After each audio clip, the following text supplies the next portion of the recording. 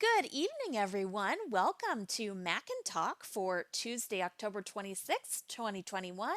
I'm your host, Chanelle Allen. Mac and Talk is an open forum Q&A conference call for anyone with Mac questions, whether you're first getting started and need some help learning VoiceOver, or maybe you are considering the purchase of a Mac and need some help figuring out which one is right for you. Or you could be a longtime Mac user with some questions about an app or feature. Whatever the reason, I am glad that you are joining us either now, live, or later on via the podcast recording. Since this meeting is being recorded, we ask that everyone stay muted at all times unless asking a question or making a comment. And I will go over the procedure to do so in just a few minutes. Just note that we do not use the raised hand feature. First and foremost, let's talk about iBUG today, beginning with all the ways you can keep track of what we do. And my goodness, it is a lot. So the best way to keep up with it all is first our website, where among many things you will find an upcoming tab that lists the upcoming events for the month. I don't believe November's are posted, but they soon will be. Otherwise, you can register for free on our website to receive all of our announcements. Listen to recordings of previous workshops. And speaking of recordings, podcasts, one of those is available in your popular podcasting app or smart device of choice, whether it's Apple Podcasts, Overcast, your Amazon speakers, Apple speakers, whatever. You can look for iBug Buzz. And we are also on social media where our announcements are posted. We have a Facebook group, facebook.com/groups/iBugToday. And that is a great place for people to ask questions, post information, lots of things in between our workshops and training events. And for Mac users, we actually have the iBug Mac and Talk discussion list. And you will find information on how to join that by visiting our website, ibugtoday.org, and going under the Mac and Talk link. On Twitter and Instagram, we are at iBugToday, so look for that handle. On Twitter, we post, in addition to our announcements, lots of Apple news, deals, rumors, and most importantly, several just good how-to guides and just useful info on getting the most out of our Macs with VoiceOver and all that good stuff. And that is our social media. For the events this week, on Thursday, we have It's iBug's Life at 6 p.m. On Clubhouse, facilitated by George Batiste, and the topic is Halloween experiences, fun, and games.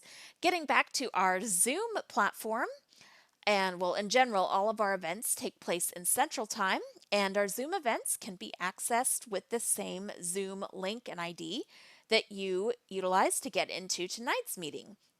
So Friday, we have iBug Night at the virtual movies, beginning at 7:30 with a pre-movie social, followed by the movie at 8, which is Psycho, and a discussion afterwards. On Monday and every Monday, we have iBug Buzz from 7:30 to 9:30 Central. It is ran very similarly to Mac and Talk, except devoted to your iOS and iDevice questions. And on Tuesday, we have a similar program in Clubhouse called the iBug Mini Buzz. That is every Tuesday from 5 to 6 p.m. For more Mac programming, you can find the iBug Mac Buzz in Clubhouse every first and third Wednesday from 5 to 7 p.m. So we definitely have you covered there. And I will just mention it because so you have a little bit of time to read. We have a book club that meets every second Thursday of the month, and next month on November 11th, they'll be meeting at 6:30 to discuss the book Where the Crawdads Sing by Delia Owens. I believe that DB number is DB92245. And that's all the announcements that my brain is conjuring up at the moment. So now I'd like to go over our procedure for participating. When you have a question or comment, you will state your name, wait for me or my co-facilitator, Sandhya, to acknowledge you, and then ask your question or make your comment. When you're done, then please go back on mute. We do not use the raise hand feature, so again, just find an appropriate spot in the conversation, not interrupting anyone. And if you wish to unmute on your Mac, it is Command Shift A. On Windows, it is Alt A. If you're using the iPhone app, you'll find mute in the lower left-hand corner. On the iPad, it is somewhere in the top middle of the screen. And for anyone calling in via a telephone or keypad, whatever, it is *6. All right, so now what I'd like to have everyone do is go around. We will say who we are, where we are calling from, and anyone calling in for the first time, please let us know that as well. Okay, so I will begin. I am Chanelle, currently living in Houston, Texas.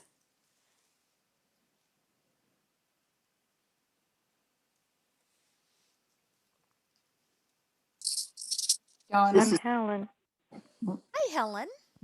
Susan Sumler from Houston. Okay, and Helen, I'm sorry, I didn't catch where you're from. This is my first time with the group, and I'm in the desert in Arizona. Oh, great. And how did you hear about us? From the ACB Braille group. I'm a beginner Braille user. Oh, wonderful. Well, I'm so glad that you've joined us. Thank you, Helen. Patrick in Connecticut. Waiting to get my very first iPhone. It's going to be an iPhone 6. So I'll probably be joining you quite a bit to learn how to do voiceover. Yeah, well, here in this call, we specifically talk about Mac, but we have several other calls for iPhone as well. So just stay tuned. Okay. And yeah, this call is just for the Mac, but you're certainly welcome to stay, or if not, then definitely join us on Monday for our iPhone call. Hi, Patrick. Desktop, that's the 2011. Huh? Okay, well, when we get through everyone, people who are first-time callers will be able to, and anyone new will be able to ask a question. So, anyway, thank you, Helen. Next, Michelle from Austin. Hi, Michelle. Hi, Chanelle. Hello, this is Kushal. Welcome to macOS VoiceOver. Hi, Kushal, and we are hearing someone's speech, but I am in Australia, and yeah, this is actually my first time coming on the iBUG Mac and Talk, but I've attended the mini buzz, and also for those of you guys who are at the Apple workshop, I did a presentation on Saturday. Great. I'll have to catch that recording, which, as I mentioned, all of the recordings are available on the iBUG website. Oh, and I forgot to mention YouTube. We post all of our recordings there as well. So welcome, Kushal. This is Brad, and I'm in Dallas. Hi, Brad. Welcome. And hi, Elvia. Hi, I'm sorry. I'm Elvia, not hi, Elvia. Oh, dear. I do Elvia, the same thing. And I'm in Southern California. Great. Welcome. Judy in Connecticut. Hi, Judy. Hi, guys. Sarah in Montpelier, Vermont. Hi, Sarah. Welcome. Hi. This is Sandhya in Houston. Hi, Sandhya. This is Gail, North Carolina. Sorry, Gail. Hi. That's okay. Gail in Houston. Hello. Welcome. Hi, Chanelle. Thank you. Cliff in Minnesota. Hi, Cliff. How's it going? Great. Glad you can make it. David Mandel in Berkeley. Hi, David. Welcome. Getting a new Mac. Awesome. Doc Wright in Colorado. Doc, welcome. Daryl in Northern California. Hi, Daryl. Welcome. Marvin in Chicago. Hi, Marvin. Donna from North Carolina. Hi, Donna.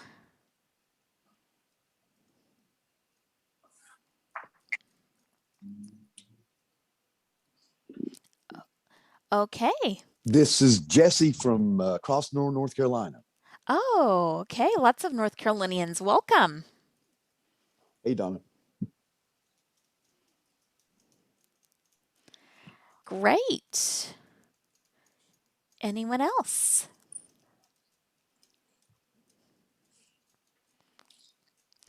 Okay, so we have new callers and we have students. So who would like to ask the first question?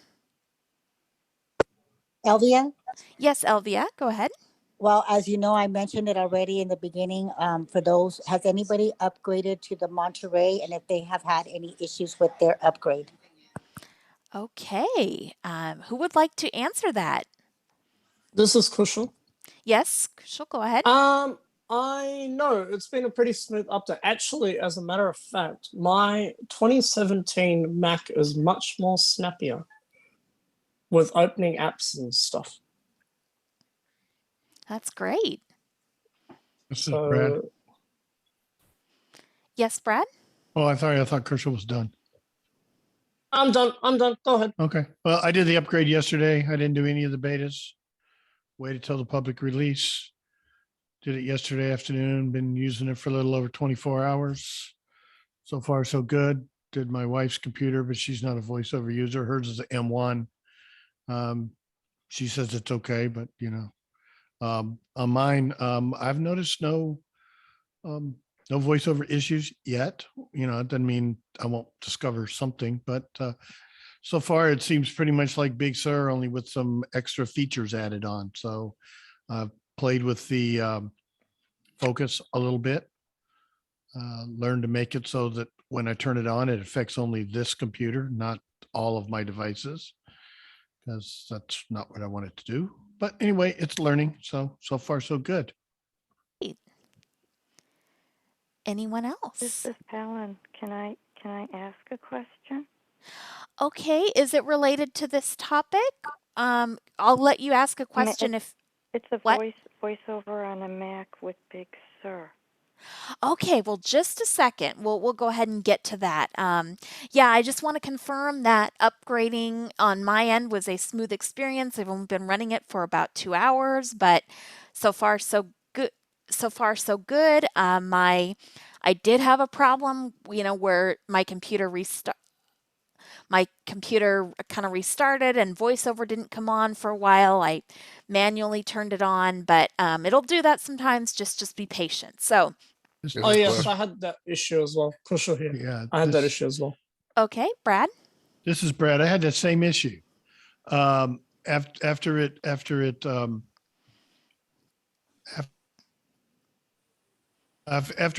did the update, I had no voiceover at the logon screen, and I wasn't sure if it was done or not. And I started doing the command and then pressing the Touch ID button 3 times thinking I might turn it on. So I have no idea if I messed it up. But once I knew I could just type in my password on the login screen and I'd be in.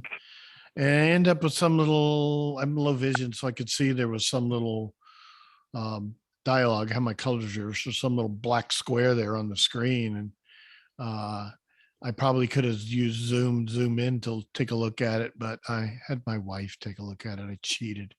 And she said it was as voiceover wanted to know if it could access Bluetooth. I have no idea why, but she clicked on the little accept button and all of a sudden voiceover started talking again. So that was something I hadn't experienced before.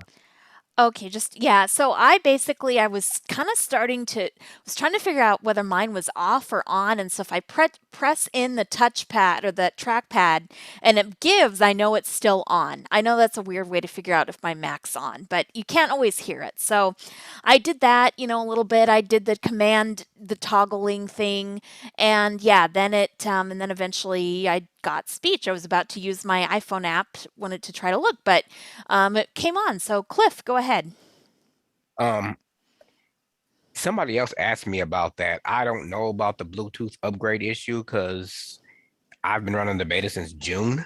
So I had no idea. Somebody asked me that question, and I mean, there's not very many questions that baffle me, but that one did. What, Brad, if I can ask, what is the Bluetooth thing for? I mean, because like I said, I've been running the beta since June, so I didn't upgrade today. This is Brad. Yeah, Brad. I have no idea. There was I could see it. It was a smaller than usual little dialogue or alert box. Okay. I asked my wife, she's not real. I was about to say, just for the record, I cheat too and ask my wife too because she saw it. Yeah. And I thought about it. I probably should have, since I could see a little bit, use the zoom feature and zoom in real big, and maybe I could have, but it just said voiceover would like to access, Bluetooth. Do you want to, allow or cancel? And I said, click allow. And of course she's sitting there tapping the screen. I'm like, no, sweetie, it's not an iPad, the mouse, please. And so when she did that, and then it didn't talk right away. Then she told me there was another one about OneDrive. And I said, that's okay. I don't care about OneDrive. That's not mission critical. And it wasn't talking. So I held down the, like I said, I'd been messing with toggling voiceover on and off. So I turned it on and it started talking. So I have no idea why voiceover would want to access Bluetooth. I mean, I probably could start going through the voiceover utility and see if there's something new in there. Maybe it had to do with importing or exporting voiceover configurations. I don't know. This is Chanelle. I'm sorry. I just want to say, yeah. So first of all, you can do this without cited help. It's good that it was available for Cliff and Brad. But I pretty much I got voiceover back on, and I heard that Bluetooth thing constantly until my Mac finished doing what it needed to do. I tried to do VOF1, F1, or F2 to switch to my notifications. I couldn't quite switch to it. When I got to it, it did say something about voiceover portable preferences. So whatever that means, but yes, you can get past the thing on your own, and it is not, I just clicked allow once I was able to get to it, but responding to it does not impede your Mac from updating in any way. So Chanelle, this is Cliff. I'm sorry. I just wanted to point out because I know you want to move on. But do you think that has something to do with, remember when we updated the 15 and we would go to like a streaming or any kind of app and it would ask us if we wanted to allow our devices to find and share with stuff on the network? You think it has something to do with that kind of sort of category, I guess? This is Brad. It could. Brad, go ahead. No telling, but I'm going to, once I'm convinced that there's no issues on the MacBook Pro, I'm going to do my Mac Mini, and I'm going to not touch the toggle voiceover on and off and let it see what it does and see if I get the same experience over there. Okay.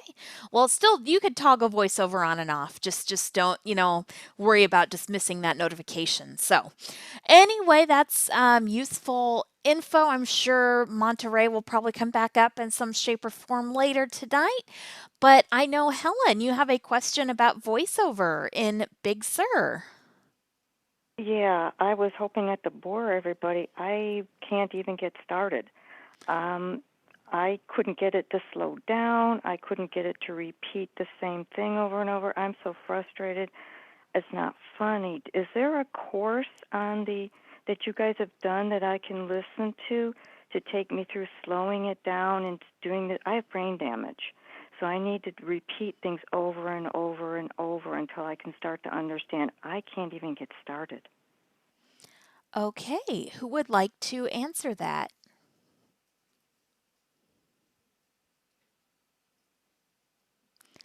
Well, this is Brad. I was going to say, because do you have a beginner course through the iBUG? Because I'm totally brand new to your website. I've never even been there. Is there something there I can listen to and try on my own first? Yeah, okay, so do you have YouTube? Are you able to get onto YouTube? Yes, I can. And if you look for iBUG Today, there is a series there that it's called. It's a playlist of our videos, our Mac Basics course, iBUG Mac Training Program. That's what it is. Okay, thank you. That's where I need to start then. Thank you. That's what I was trying to figure out. How do I get started? I'm so confused.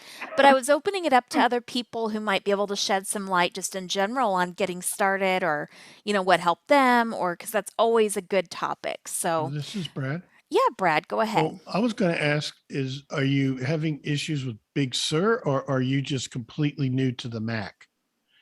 Completely new. Okay. There, excuse me. There is an introductory voiceover tutorial that it should have prompted you the first time you started it to maybe go through this tutorial. If you dismissed it, it's still there. What kind of Mac are you using? I tried to do the tutorial and I couldn't you get them did. to slow their speech. I couldn't get it to slow down. And then I couldn't get it to go back to the beginning again so I could do the first couple 3 over.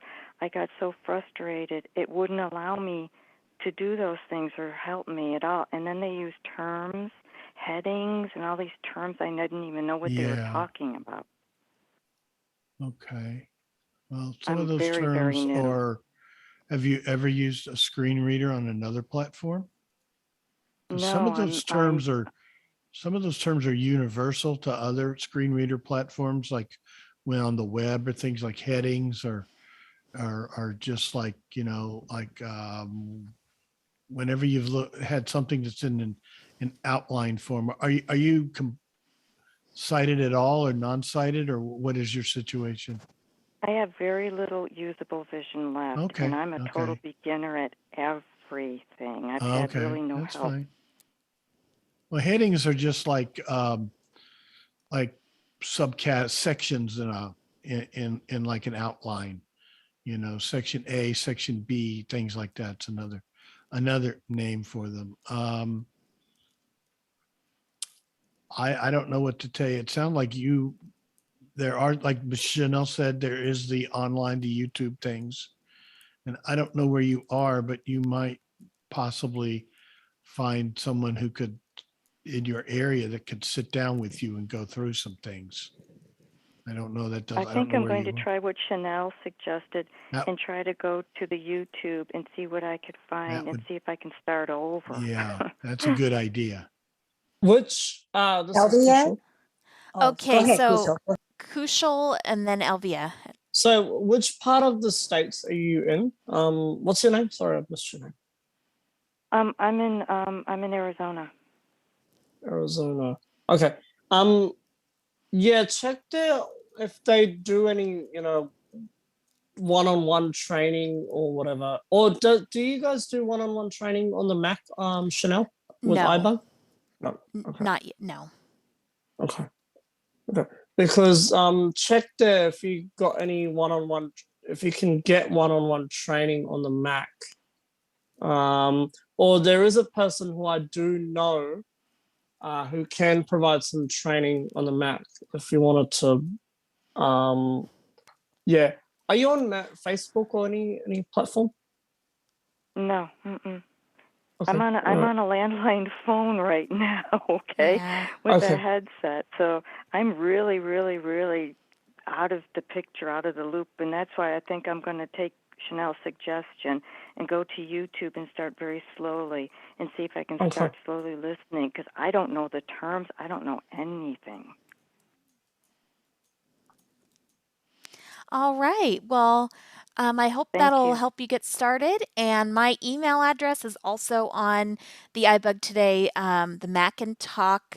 And then also on iBug, we do include the number for Apple accessibility. It's an 800 number, and they might be able to help you get started initially. Sometimes, it depends on the person, but in general, I've heard they're very helpful, and so they might be able to help you get started. Yes, thank you. Like I said, I didn't want to take up too much time, but at least now I know where to go and where to start. Thank you so much. Yep, no problem.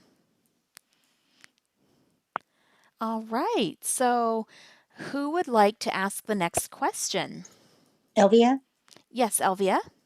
Okay, I'm sorry that I'm going back to the same question as before, because when I contacted you about the upgrade for the Monterey, I did it and it took me 26 minutes to download.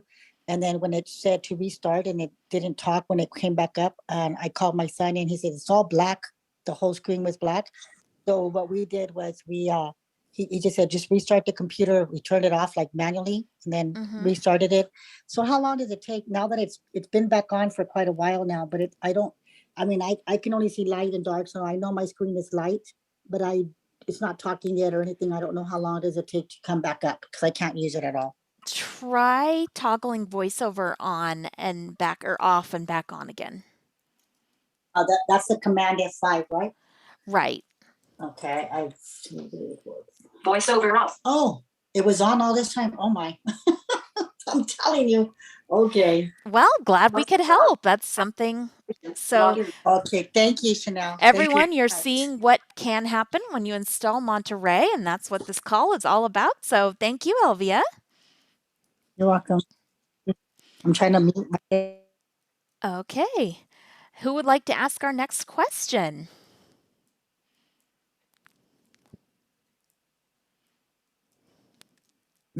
This is Jesse.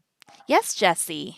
I've had a Mac for about 8 years, and there's certain software, my audio interface that's inaccessible to VoiceOver. And I've talked to different companies about making it accessible, and I haven't had any success with any of them. So the idea came to mind that maybe VoiceOver could be a little more powerful. And so I ran into this app called VOCR. Yep. I see you're familiar with it. Oh, yes. Okay, super. All right. And I'm pretty excited about it. It seemed to read some of the stuff that's inaccessible. So I just wondered, if anybody else had tried it. Okay. Has anyone else tried VOCR?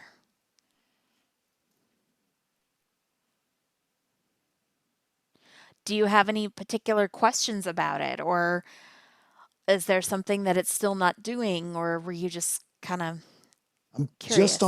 Just got it working yesterday, and it started reading my interface software.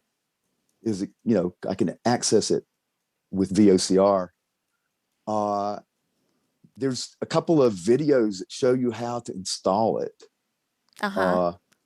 And I just did, YouTube videos, and I'm kind of excited about what it can do. I mean, do you find it really useful, or is it only limited use, or? Well, I haven't really had a need to use it. I use it if I come across an inaccessible app screen. I guess the question would be to you, what apps are you finding that, you need to use it in? I have an app called MIDI Guitar 2.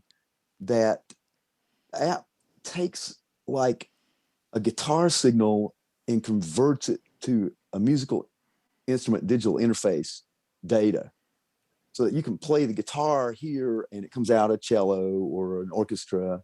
It's kind of new software, and that's the app. I haven't had a chance to try it yet. That's the app that I need access to.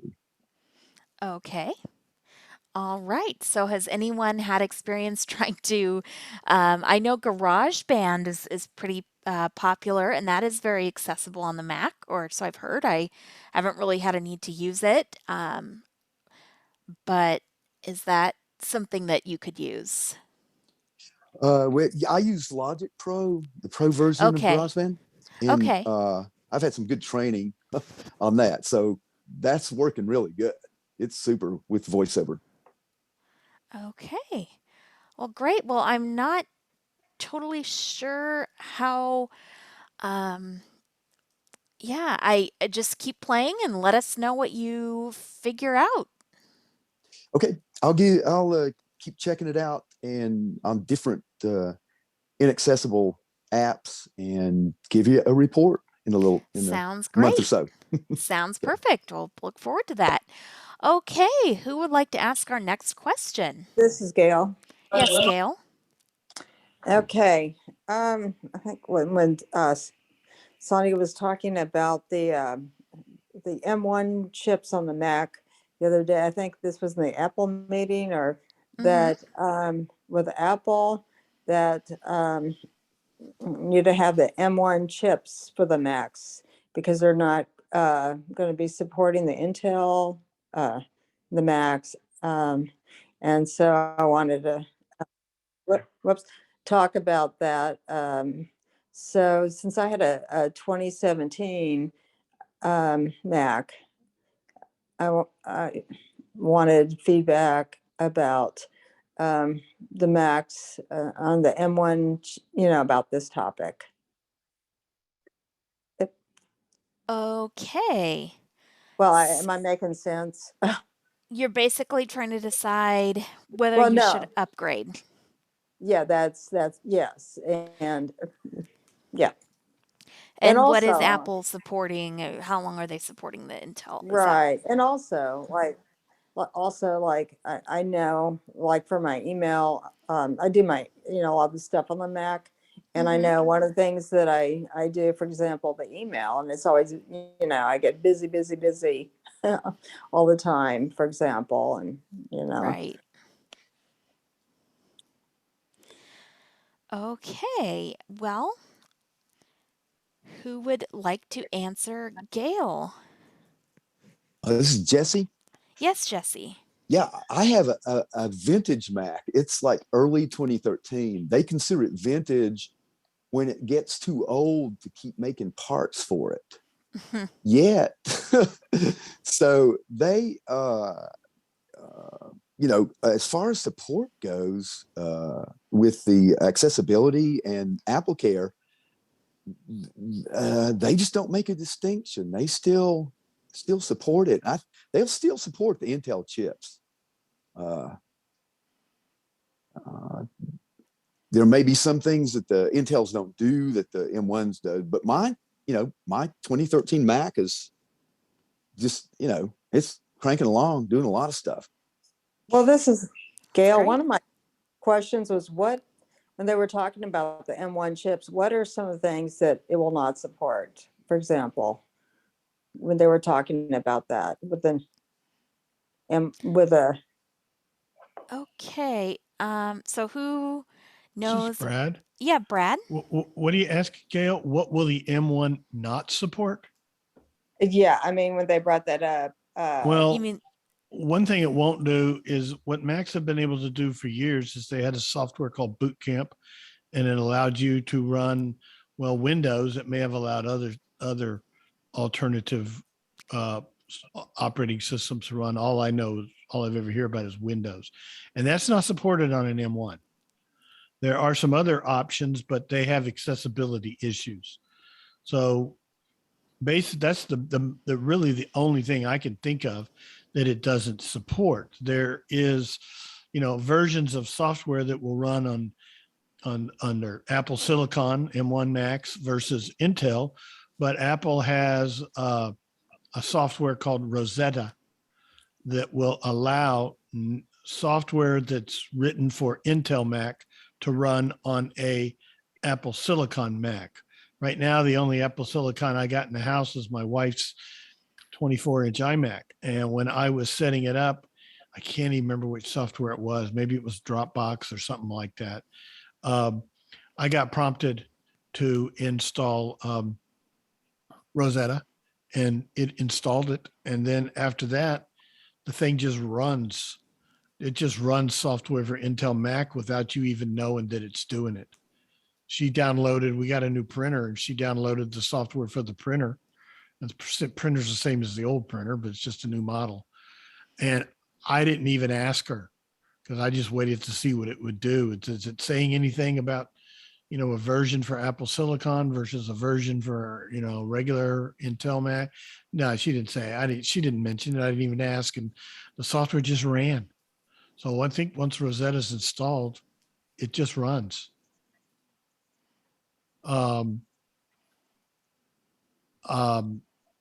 So I kind of missed the beginning of your question, but the okay. Intel Macs will be supported for a long time. I believe that as newer versions of the Mac OS are introduced, there may become features in the OS that will only work on an Intel Mac. I mean, on an M1 Mac and not on an Intel. You know, one of the things now is there's the ability to run iOS apps on an M1, and I really don't know the ins and outs of that. I haven't had a chance to mess with that yet. Maybe, you know, someone else does, but that's really all I can think of. Yes, and I know so the new M1 Macs are able to take advantage of some voiceover features in Monterey, like improved recognition. Um, that you know we I I'm a bit confused on that, but I think just, ultimately the M1 Max have a little bit more of the right processor power to do the things that Apple is coming out with in their OS systems. But their systems are still supported on the Intel Macs, and they will be, I think, for quite a while because, I mean, my MacBook Pro 2013 could still technically run Big Sur, and I think oh no, it's a 2012. I'm sorry, could still run Big Sur. So I think that the Intel will be supported for a while.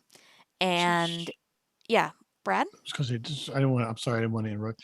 You said you have a 2012, is it running Big Sur or Yeah. Oh, really? Because I wait don't a think minute. they, No, no, no, no. Oh, gosh. yeah, I thought the Herbie's the cutoff one. was, yeah, I thought the cutoff is like, I had a I think it's two, 2014. yeah, that's what I'm thinking. Because I had a MacBook Air 2013 and I had already given it away to someone, and they're fine. They're a kid. They were happy to have a free computer. But I did not think that my MacBook Air would have run it, and I know my old Mac Mini 2012 would not have run it. This is Jesse. Yes, Jesse, go Yeah, ahead. I have a MacBook Pro early 2013. It will go only to Catalina. Now, if it's late 2013, those I think will go into Big Sur.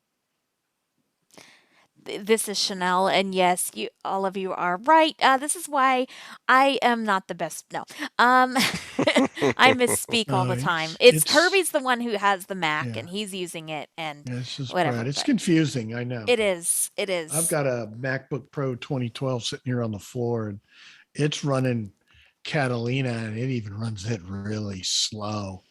So that's taxing its resources. But yeah, I think like Cliff mentioned, I think 2013 is the cutoff. Yeah, you're right. For big after 2013 is the cutoff for big. See, This just is had to show Sarah. that you're awake. Yeah, go ahead. Yeah.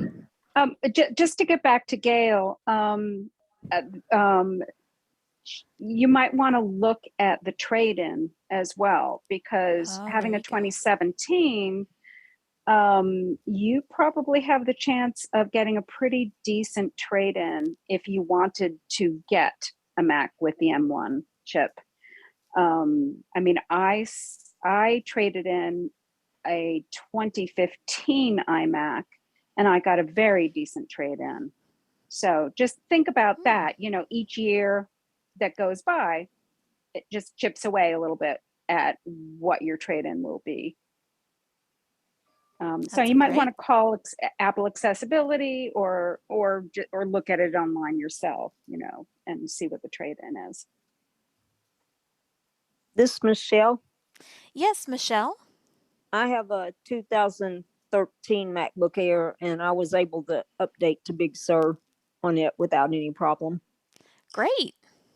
Okay. Well, yeah, I was, like I said, I was just testing, make sure everybody was awake. I didn't really misspeak. Right. Okay. So that's good to know. Which Macs can run oh, somebody was about to say something? No, I said, of course not. You didn't misspeak. This Gail. Yeah, Gail, go ahead. I wasn't even thinking about a trade-in with a MacBook Air. That's a possibility too, that you could trade in a MacBook Air. I didn't even think about that. Yeah. Yeah, I don't know how that, if you could it would be a direct, I don't know how Yeah. that works. This So you'll is have to look. Okay. Brad? this is I think you Brad. can. This is Sarah. You have Okay, a you Brad have and a then Sarah. you have a 2013 MacBook Air, 17. 2017. Okay, I don't know what they would give for that. One thing you can do is on I assume it's all signed into your iCloud account. You can use the Apple Store app, and you can go through the process like you're going to purchase. Just pick a Mac and go through the process, and it will present you with when you're doing the configuration or picking it out, it will present you with an option for a trade-in, and you can select that and start going through the steps, and it'll tell you what eligible um, products that you have that are signed into your iCloud account. And if you should see your, what, I don't know, what did you say it was a 2017 iMac?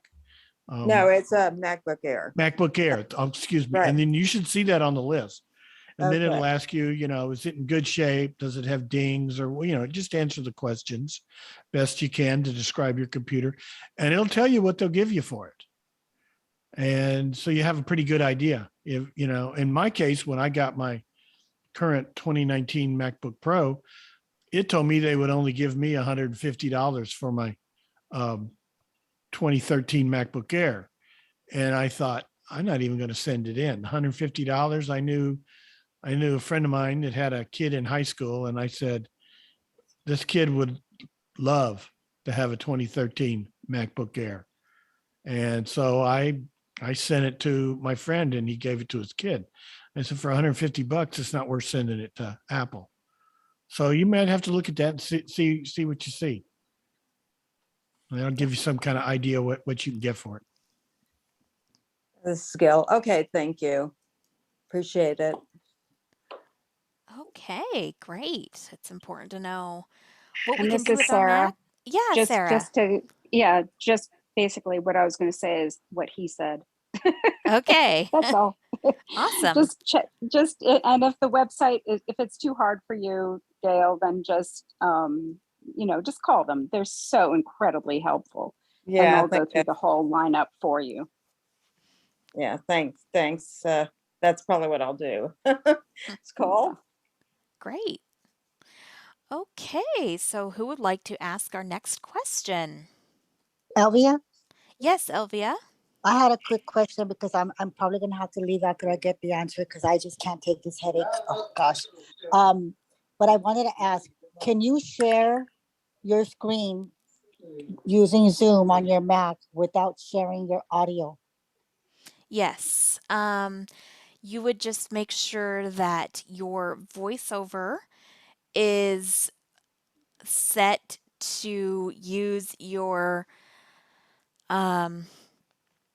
so for me, yeah, I have it set to share audio. I have voiceover set to my default.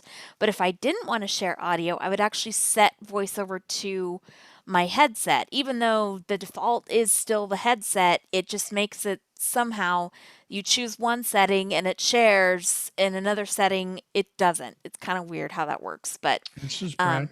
yeah, Brad, go ahead. When you open up screen share, first thing your voiceover is going to have focused on is the tab that's near the top of the dialog, and it should say it's on basic. Do a VO space bar. You'll change that to advanced. Do a VO right area and interact with whatever it calls it, list box, and do VO right arrow until you hear it say share computer audio. The choices in there differ depending upon things I don't understand. I think the way the room is set up. But when you find share computer audio, stop interacting and VO right arrow to the button that says share. And when you hit VO spacebar on that button, you will just share computer audio and not your computer's screen, so that sighted people can't see your screen. This is Elvia.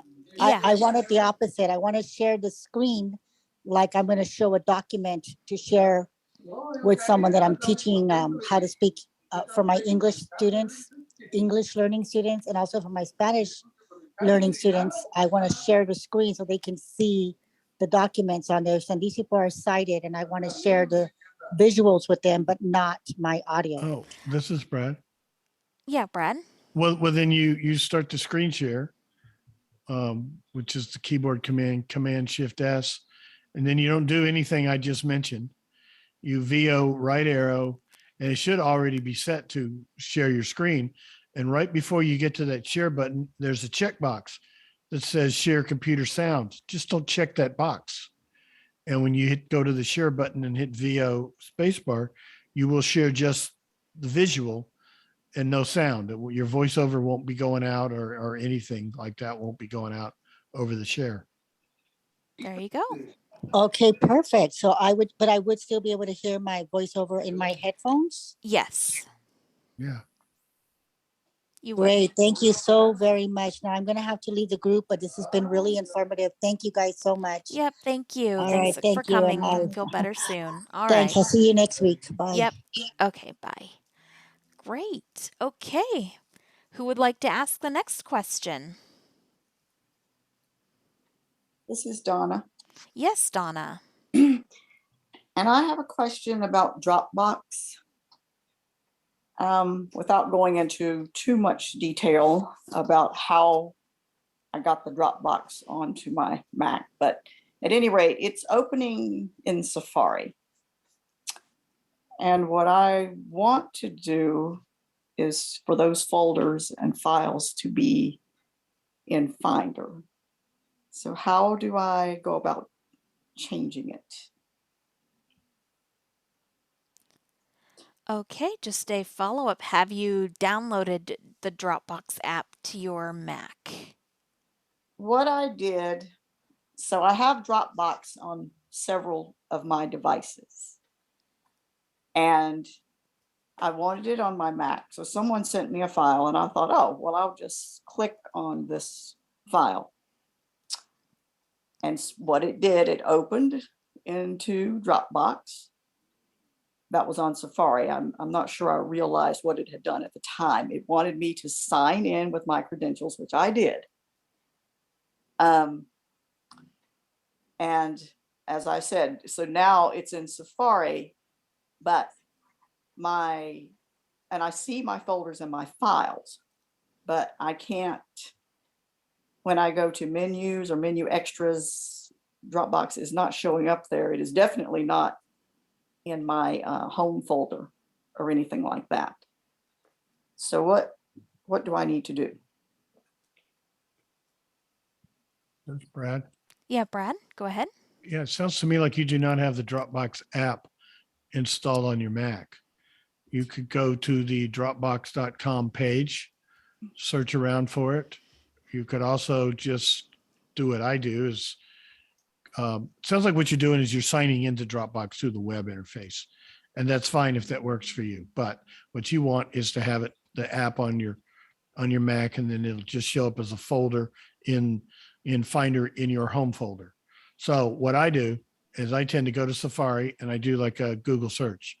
I would type in Dropbox for Mac download, and then space Dropbox.com, something like that.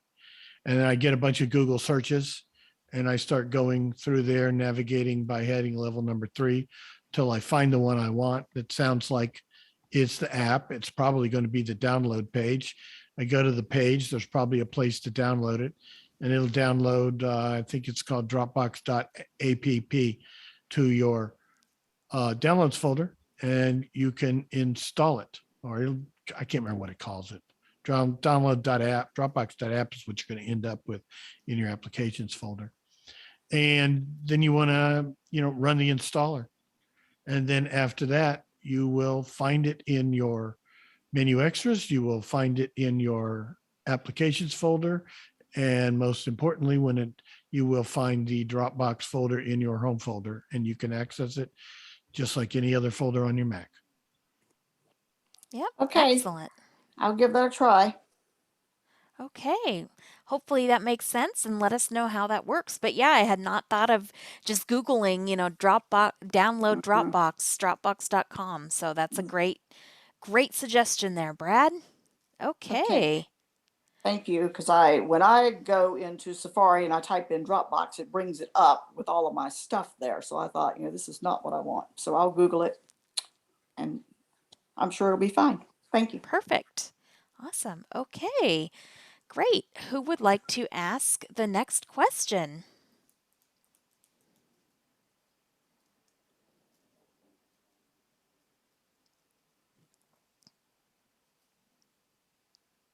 This is Jesse. I've got one. Sure. Go ahead, Jesse.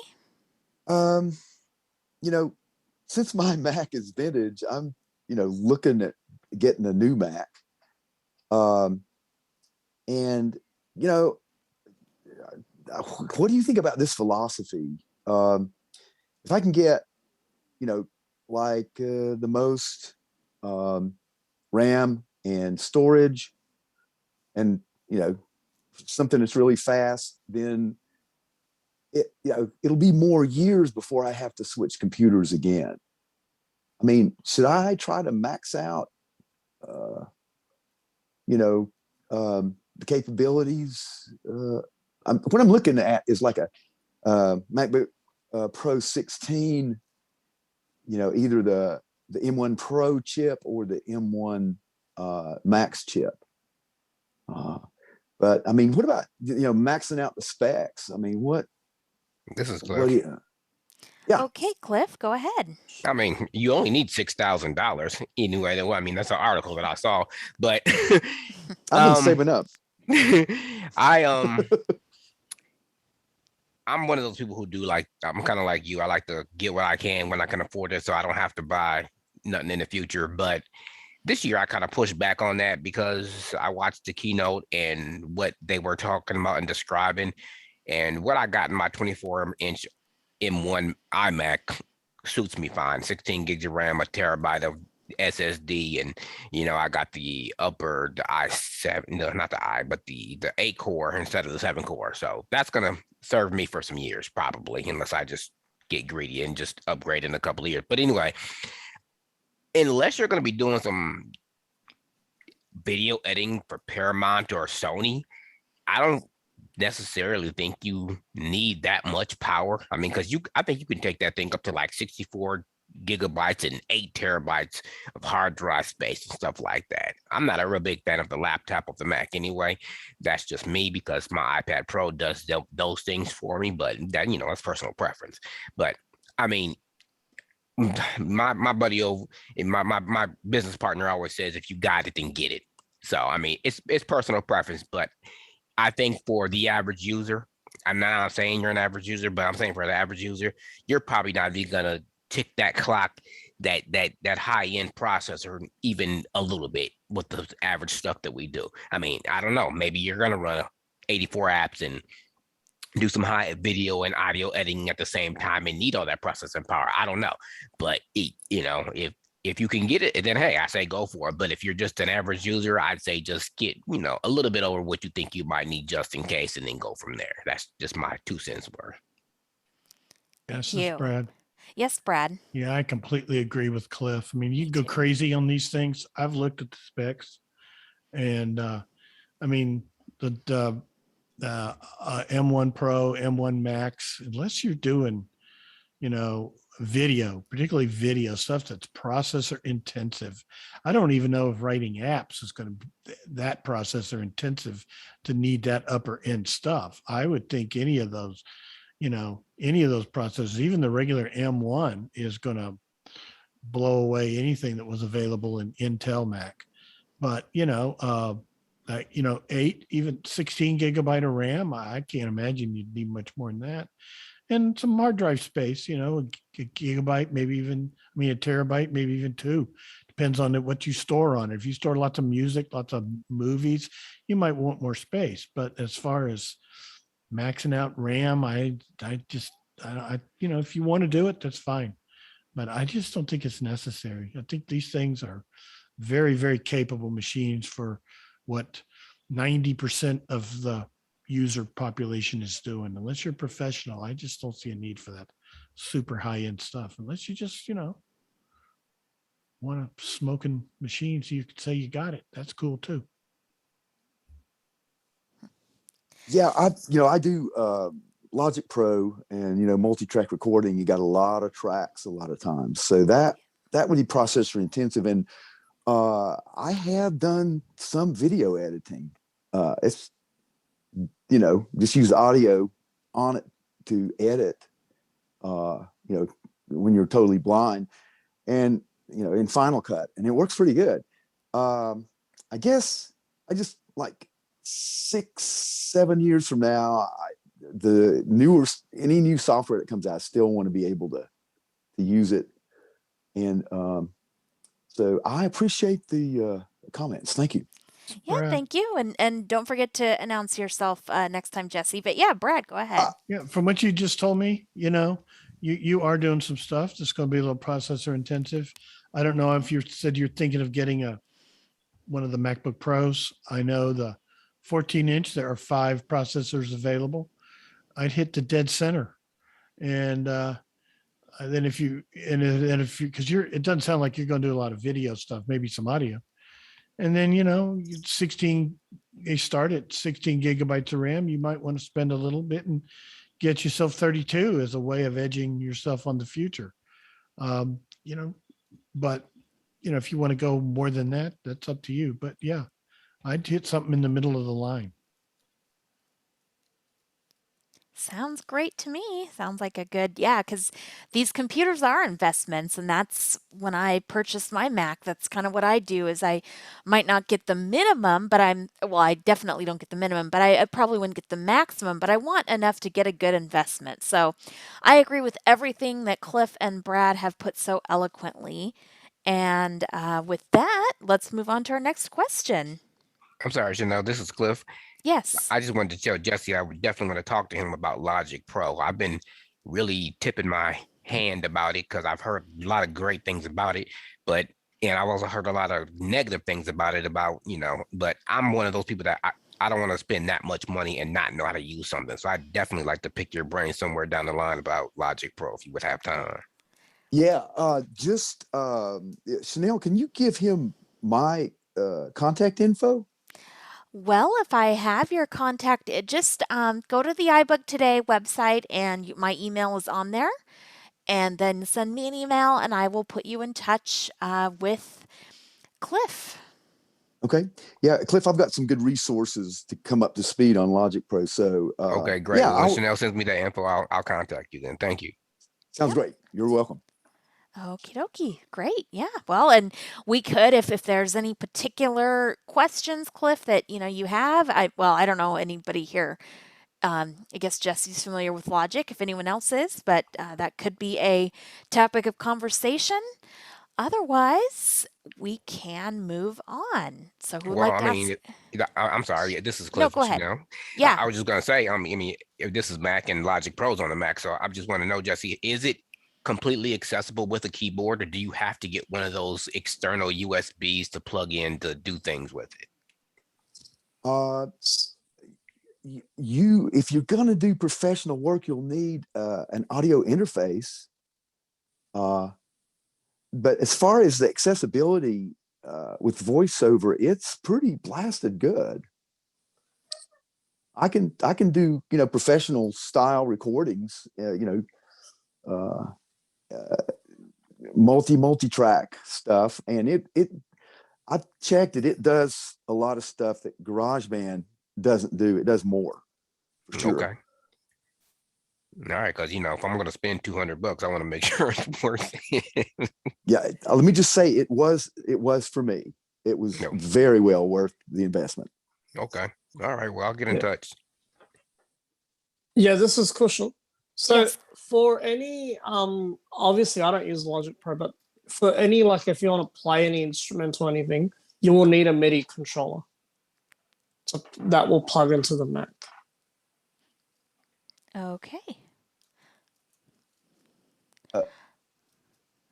Well, you don't have to use MIDI. I mean, if you have an audio interface, you can just plug in your mic, plug the interface into the Mac, and you can do everything without any kind of MIDI control at all. You mean like vocals, right? This is Okay, so we vocals don't. or Oh, I'm sorry. I'm sorry. Yeah, let's I know I've kind of let it get a little bit away from the Mac. But Kushal, if you send your info to me as well, I can get you connected with Jesse and Cliff, and then you can talk about what you might need for all of that stuff. Sure enough. Okay. All right. Who has the next question? I've This actually got a is question. Helen. Okay. Oh, go ahead, Helen. Helen. Go ahead. Yeah. I was just going to say thank you guys for mentioning that. I'm a musician, and I'm beginning to learn Braille so I can learn to compose again and continue to do my music. So thank you for mentioning that. That's all I wanted to say. I will probably be giving you my information too because I need to get back to it and record professionally again. Now I know I have hope. Thank you, thank you, thank you. Aw. Okay. Well, great. Sounds like there's a lot of ways of going about it, but yes, it is accessible, and that's awesome. I'm glad we've given you hope. Okay, Kushal. I've got a question. So, there was someone did mention, I think it was on the Jonathan Mosen's podcast or somewhere, that you will be able to use your Mac as a AirPlay speaker, like your Mac speaker as an AirPlay speaker. Was that for the Monterey update? Is that supported on Monterey or not? Okay, I think I'd heard of that too, but can anyone confirm? Because I can't see it as an AirPlay speaker. And I'm running a 2017 iMac 21.5 inch. I would imagine you'd try to look for it, from your phone and then. Yes. Okay. This is Cliff. Go ahead, Cliff. I was hoping Brad would jump in here because he probably knows more about it than I do. But I think I'm almost positive you can. I don't use external speakers with my Mac, so I've never had the desire to look in what they have on the Monterey now called the Control Center. But I'm almost positive. I'm almost 95% positive that you can, because you can definitely use your HomePod as an AirPlay speaker from Monterey to your AirPod or your HomePod. So Right. Okay. This is Brad. Yes, Brad. I've heard of this feature. I really don't know that much about it. And it almost makes me wonder if this is one of those things that we were talking about where you may end up needing a silicon Mac. Not sure. Ooh. That could be. I don't know if it's software or if there's hardware. I don't know what the requirements are, but I have heard about it. I would certainly go to Apple Insider or do a search on, I like Apple Insider. I'd do a little search on their site. See, there's probably an article about it. Yeah. Okay. Would it be worth calling Apple or not? Oh, go ahead, Brad. I was going to say, this is Brad, repeat it. Would it be worth, this is Kushal again, would it be worth calling Apple? I would do a search on news and you'll probably find it. You can call Apple if you want, but okay. I'll check it out. When I wonder about something, I tend to, there's 9to5 Mac, there's Apple Insider. There's a couple of good sites out there that if a feature came out, and I've heard of it, so I heard about it somewhere in the news, not from Apple, maybe in one of the keynotes, but I generally hear more stuff from one of these news sources than is even talked about in the keynote. They just kind of gloss over a lot of, they're doing a sales job in the keynote. Right. Yeah. This is Thanks, Cliff. Brad. Yes, Cliff. Mac Daily News is a good one too. And all these apps that Brad just mentioned, 9to5 Mac, Apple Insider, and Mac Daily News, the one that I use, they all have iPhone apps too. I don't even open them, but what I do is I install them and allow push notifications. That way, if I'm doing something and I listen to it, I just hear the notification and I don't have to worry about going to look at it unless I want to actually read the article like Brad said. Oh, there you go.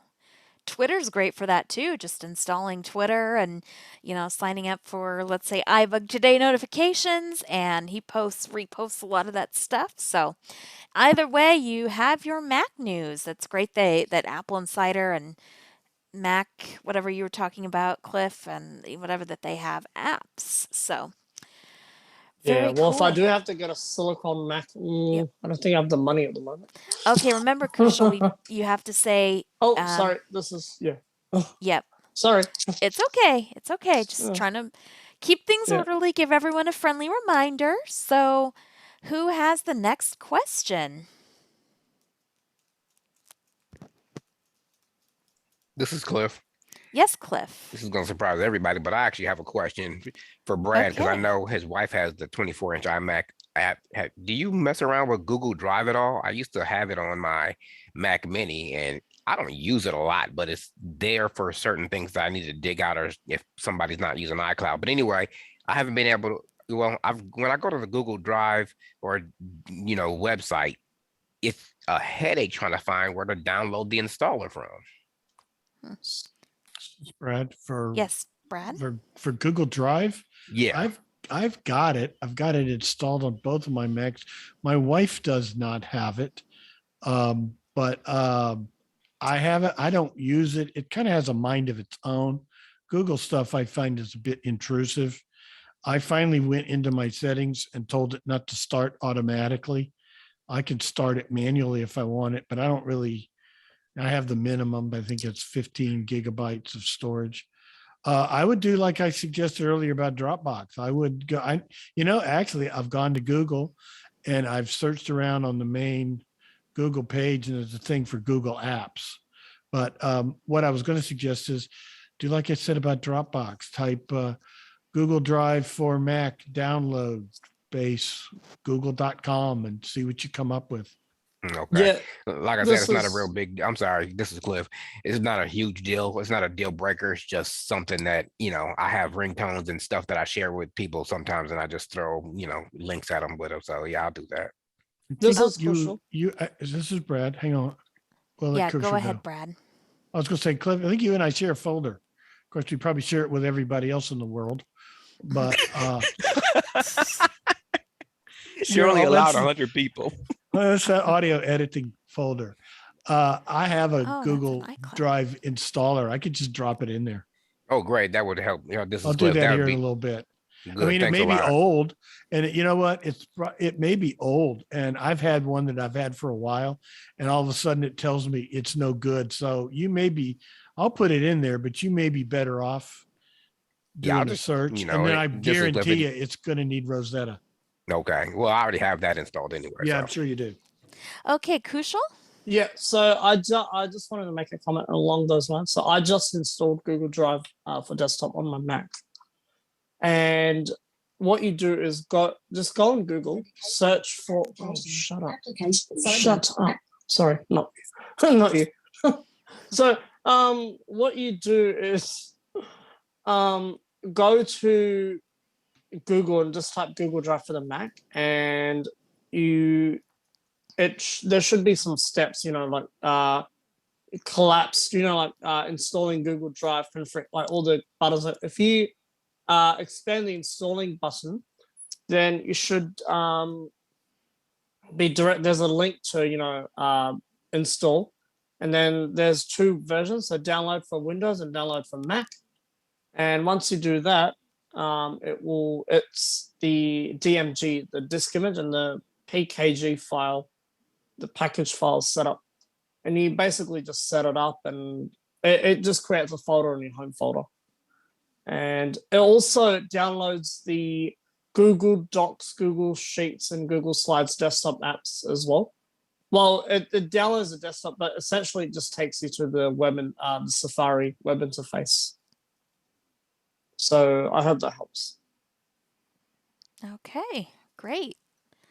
It's always fun trying to get those apps installed and getting signed in and whatever. But okay, so hopefully that answers your question, Cliff. And who else has the next question?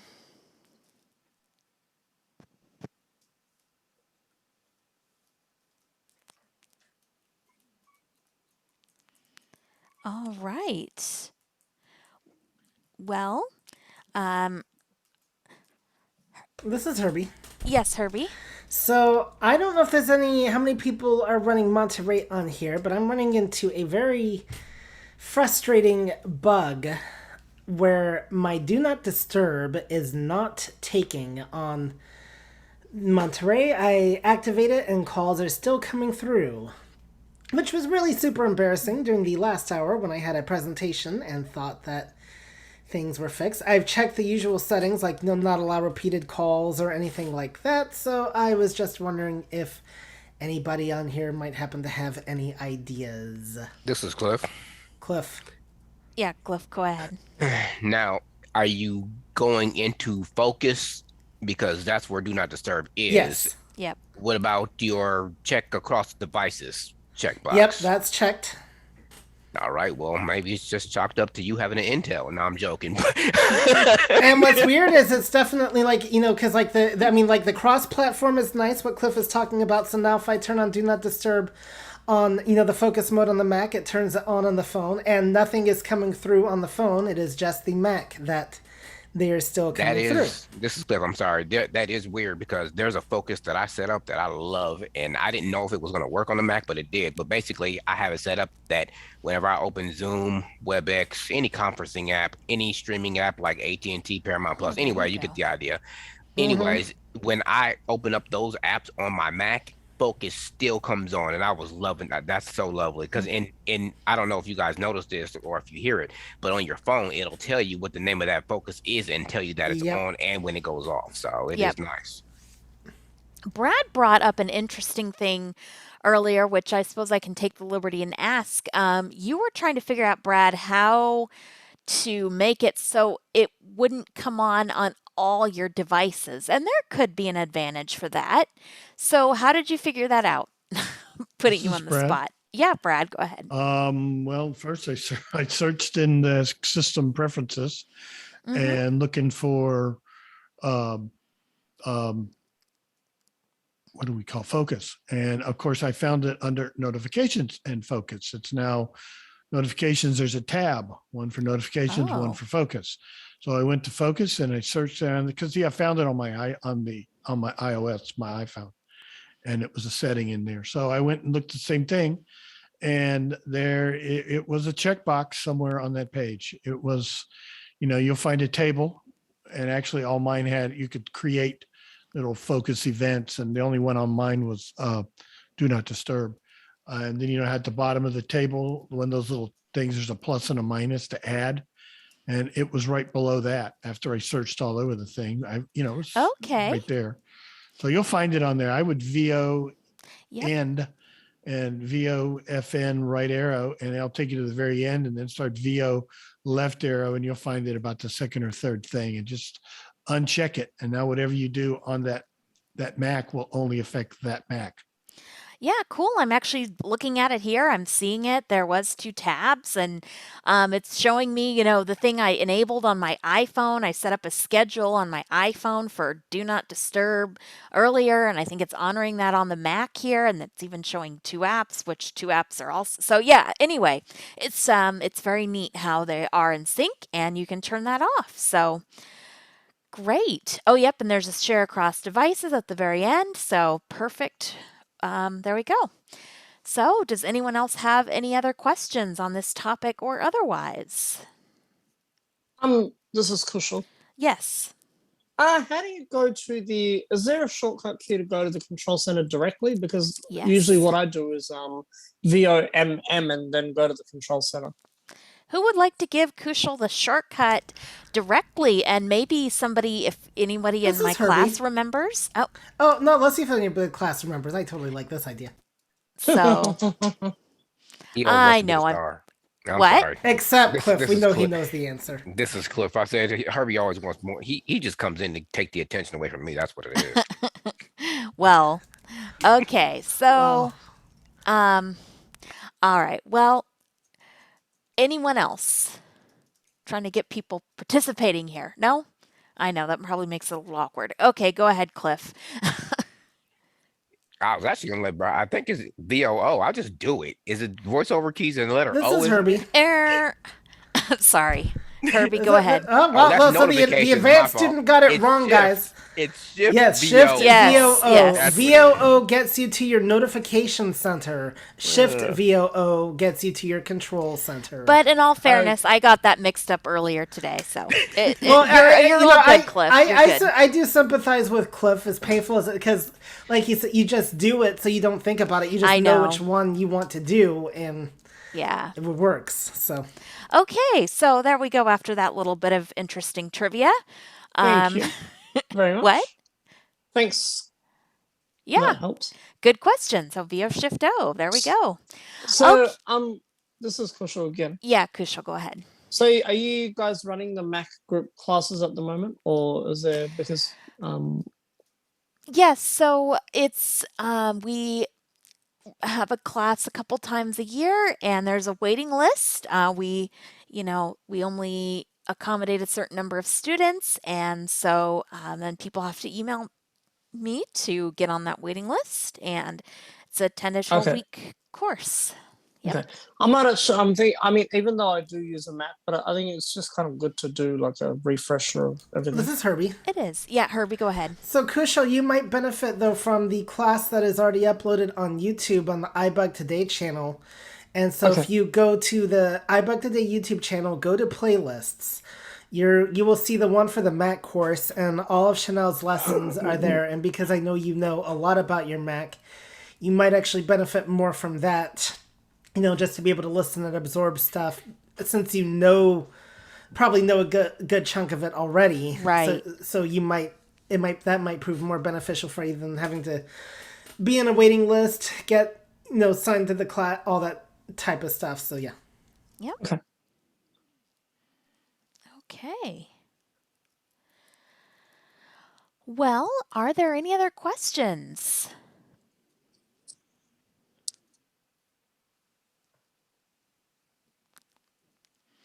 Okay, Brad, how much time do you need for your demo? I mentioned the Tooth Fairy app, or you'd mentioned that before on here a few weeks ago. Oh, Brad? Okay. Well. Yeah, I'm here. Give me a second. Okay. Wing it.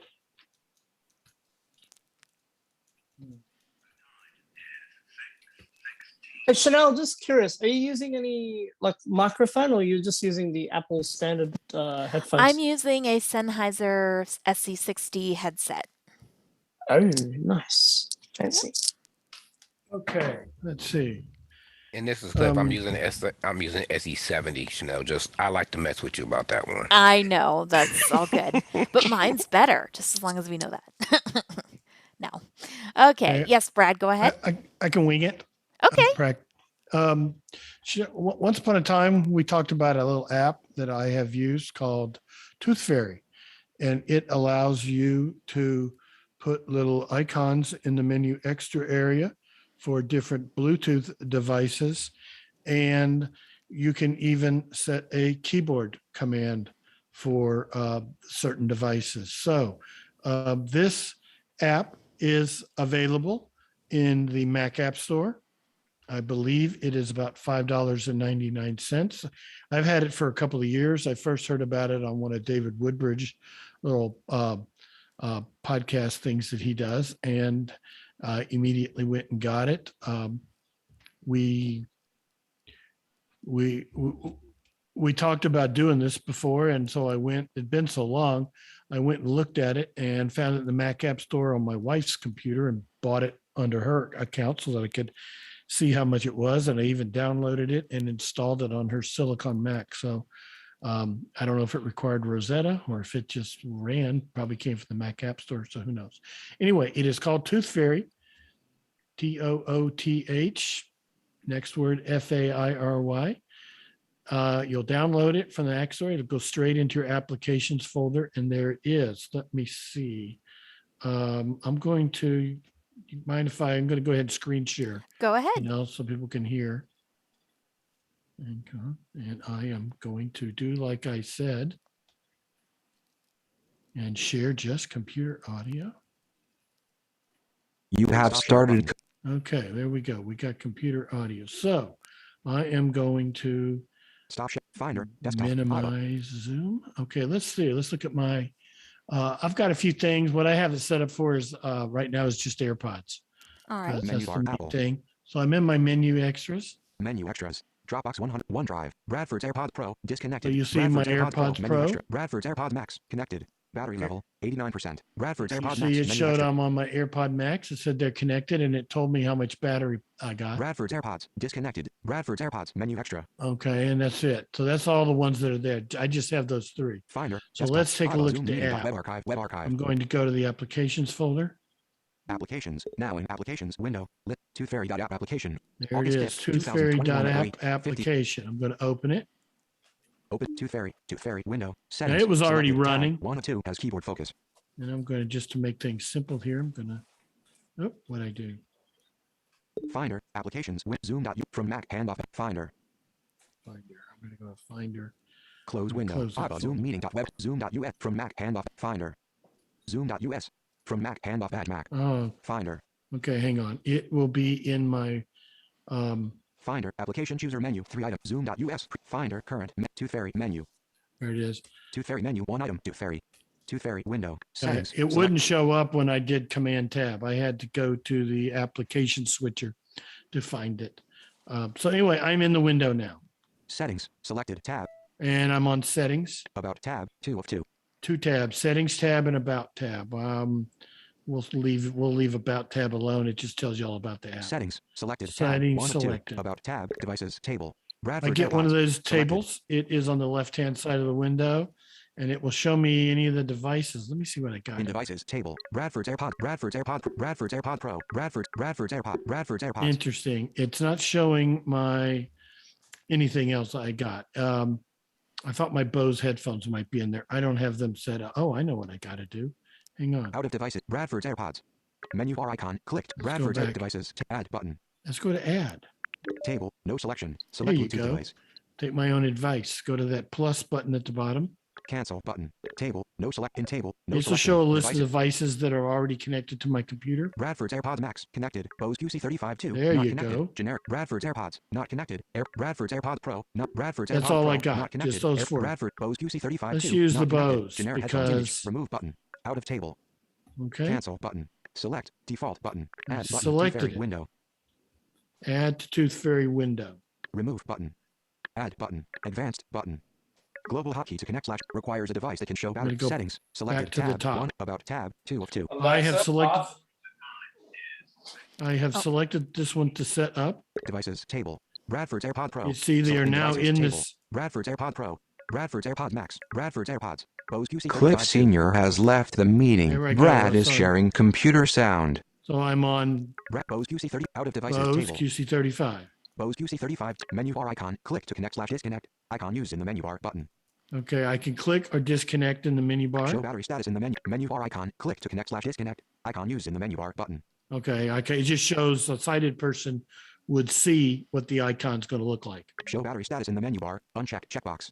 Show battery status in menu. Checked. Show battery status. I'm in the going to menu bar. check it, Checkbox. and then later on, something pops up that tells me this only works with supported devices. Requires a device that can show battery information There in it the Bluetooth is. pane and See, system I knew it preferences. was somewhere. Global hotkey to connect / disconnect. Empty keyboard shortcut button. I can create a global hotkey. Advanced global hotkey to connect And / why disconnect. not? I don't Empty know keyboard what I shortcut can. button. Let's see what I can do. I think I have to Interact with the title of button. interact with it. I think I need to route my mouse to it because it doesn't like it. Wants you to click on it. Global hotkey to connect / disconnect. Empty So I keyboard shortcut. routed my Empty mouse button. to it. I'm going to do a VO shift space bar. And I clicked on it. Now I am going to pick a hotkey. I'm going to try doing Command Option B and see if that'll work. Shortcut set. Okay, shortcut set. So that told me I did it. And let's see if Global. let's see what I Stop see. interact. Required global hotkey to connect / disconnect. Option Command B keyboard shortcut button. Option Command B. So I did it. Okay. So Advanced button. Add button. add button. Remove button. Dimmed button. Launch at login. Checked checkbox. There is a box here to launch at login that tells that Tooth Fairy will launch every time I start my Mac. Hide dock icon takes effect at next launch. Checked checkbox. Hide the dock icon. I don't want it to have an icon in the dock that's already been checked from before. You can right click the menu bar icon to access the preferences. Right. So a mouse user can right click the menu bar to access the preferences, which means I guess if I'm on the menu extras and I'm on one of the icons, I can do VO Shift to M to open the shortcut menu, and I can select preferences, or the preferences will just open. OK button. I'm going to hit OK. And I believe have just added that icon. So Closing menu extras. Bradford's encrypt me. Bradford Bose QC30 Dropbox there 134 it Bose is. QC35 disconnected. Bose And QC35 menu extra. they are in there, and they're not connected, and I'm not going to, but if I click on this, VO spacebar on it, it will connect them, but they're in the drawer and they're turned off, and I'm on some other headphones, so I'm not going to fool with that. Dropbox 133 OneDrive. Bradford's AirPods Max connected. And if I were to restart the computer, the Bose icon will end up over here with the others. And that's pretty much it. It's pretty nifty. And I have it set up with a keyboard command.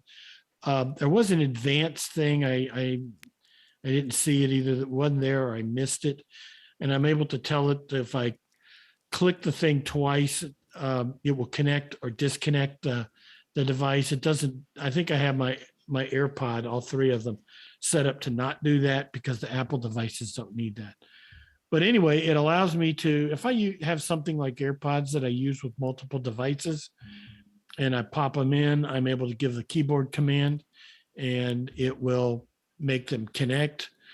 Same thing with the Bose. I use them with several different devices. So it saves me having to go into, Bluetooth, select them from a menu, and then VO spacebar to connect. I'm able to just use a keyboard command. So it's a pretty slick little app, $5.99. Not a bad deal from the App Store. Zoom.us.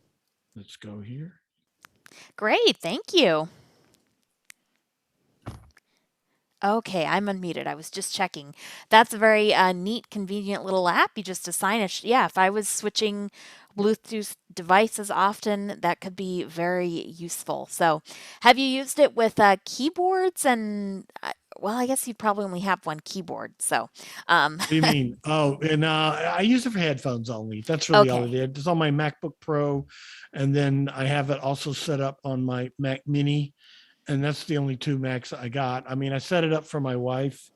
She's got a couple of different earbuds or headphones that she uses with her Mac. I told her about it, but she probably didn't remember it, and she's going to click on things with a mouse, so right. she's not going to use a keyboard command. Yeah, well, at But, least it's still there. It's convenient for her to click on then. If she ever one of these days, she'll go, "What's this?" And I'll go, "Oh, I told you about that," and then maybe she'll start using it. That's generally what happens in our household. Okay. Well, does anyone else have any questions about this demo or anything else Mac related in the last 4 minutes? This is Herbie. Yes, Herbie. I think I may have figured out my D&D problem. I'd forgotten that when I was experimenting with it, I allowed FaceTime as one of the apps to go through. This is back on the phone. And FaceTime, of course, on the Mac, that's what it also uses for phone calls. So no wonder everything was coming through, because it thought that it was to allow FaceTime to come through. So I took that out. So next time in D&D, we'll see if I fixed my problem. Yeah, I was trying to figure out for a minute what you meant by DND, but that is do not disturb. Okay. Yes. And great presentation, Brad, too. That is definitely Thank you. very convenient. If I need to switch devices, I would definitely get that app. It's a nice one. And by the way, D&D is the way us cool guys say it. Yes. Okay. You're part of the cool crowd. I get it. Yep. Yep. Yeah. I'm legend in my own mind. Well, okay. Who else? Is there anyone else with a question?